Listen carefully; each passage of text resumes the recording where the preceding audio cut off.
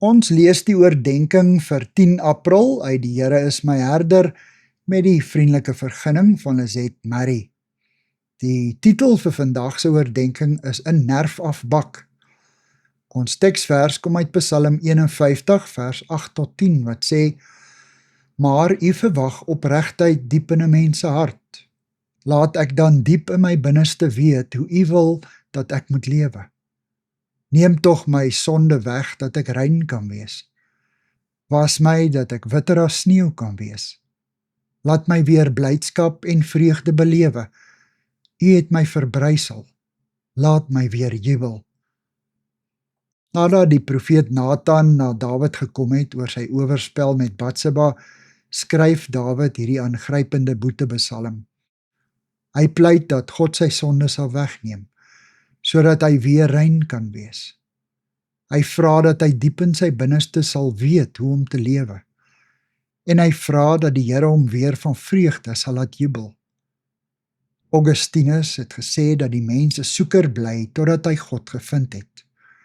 Tot dan is ons dwalend, onrustig en onvergenoegd, selfs onvoltooid.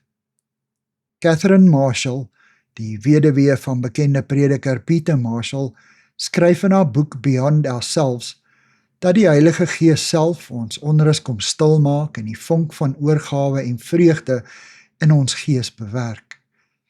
Ons diepste vreugde kom dus van God self af. 'n Jong dwelmverslaafde wat 'n nuwe lewe in Christus ontdek het, skryf: Ek is 'n leë emaljebak, nerf af en vol duike. Ek staan ontbloot in God se blakende sonlig, gestroop van die eie ek, sonder enige versiersels en fiteriasies wat my haglike, bedroewende toestand kan verdoesel.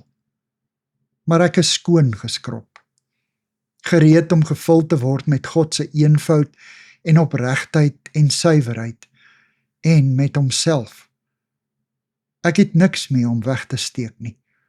Ek wag op nuwe moontlikhede in hom, met 'n opgetoe hart. Here, dankie dat U nuut maak. Ons jubel oor U.